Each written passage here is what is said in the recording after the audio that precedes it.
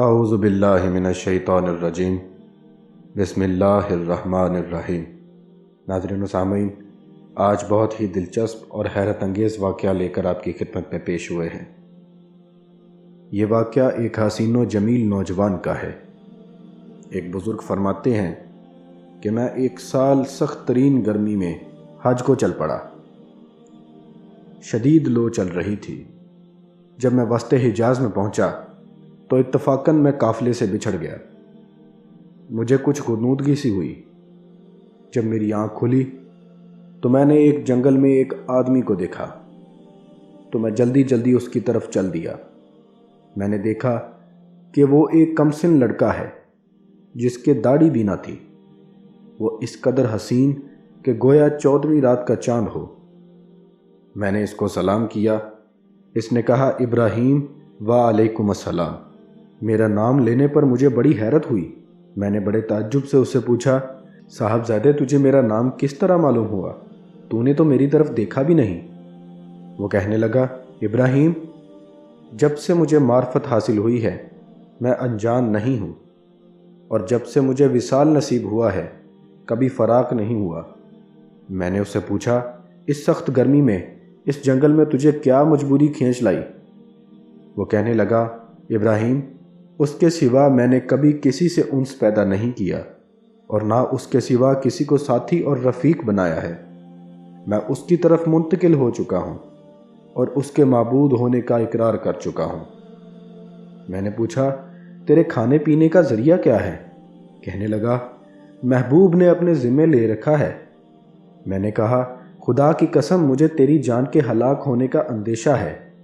تو اس نے روتے ہوئے کہا، کون شخص ڈرا سکتا ہے مجھ کو جنگل کی سختی سے، حالانکہ میں اس جنگل کو اپنے محبوب کی طرف چل کر قطع کر رہا ہوں اور اس پر ایمان لا چکا ہوں، اور اللہ کا چاہنے والا کبھی کسی آدمی سے ڈرا نہیں کرتا۔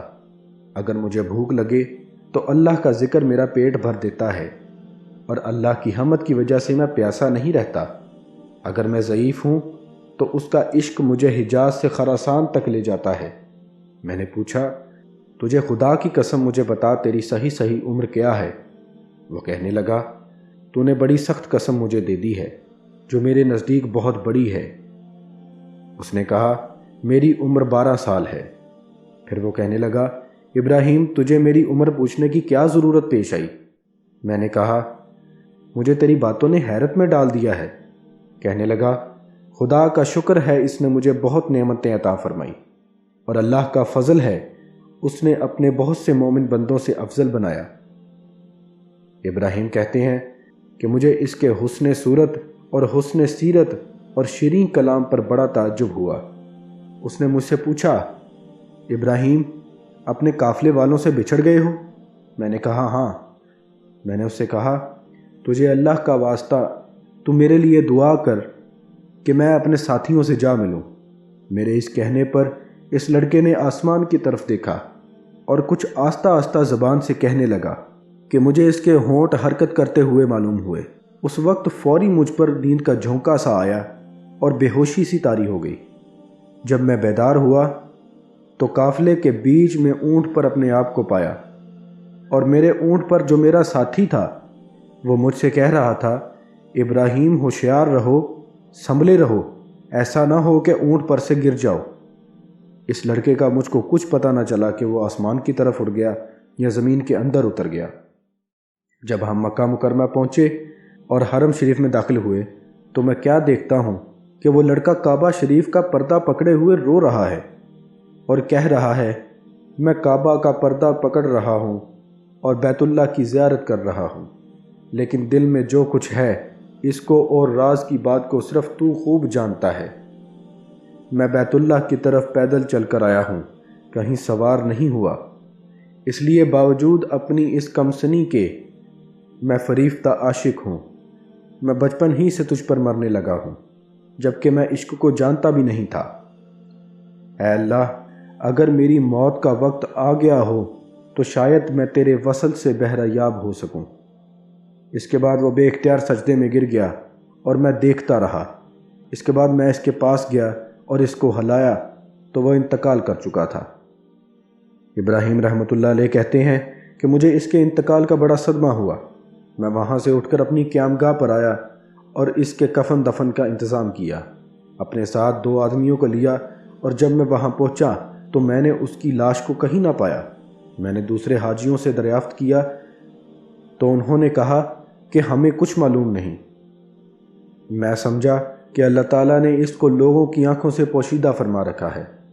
جب میں واپس اپنی قیامگاہ پر آیا اور مجھے کچھ غنودگی سی آ گئی تو میں نے خواب میں اس کو دیکھا کہ وہ ایک بہت بڑے مجمع میں ہے اور سب سے پیش ہے، اور اس پر اس قدر نور چمک رہا ہے اور ایسے عمدہ جوڑے ہیں کہ ان کی صفت بیان نہیں کی جا سکتی۔ میں نے اس سے پوچھا، تو وہی لڑکا ہے؟ وہ کہنے لگا، ہاں میں وہی ہوں۔ میں نے پوچھا، کیا تیرا انتقال ہو گیا ہے؟ اس نے کہا، ہاں۔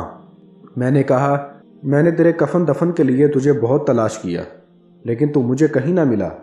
اس نے کہا، ابراہیم سن، جس نے مجھے میرے شہر سے نکالا اور اپنی محبت میں مبتلا کیا اور میرے عزیز و اقارب سے جدا کیا، اسی نے مجھے کفن دیا، کسی دوسرے کا محتاج نہیں بننے دیا۔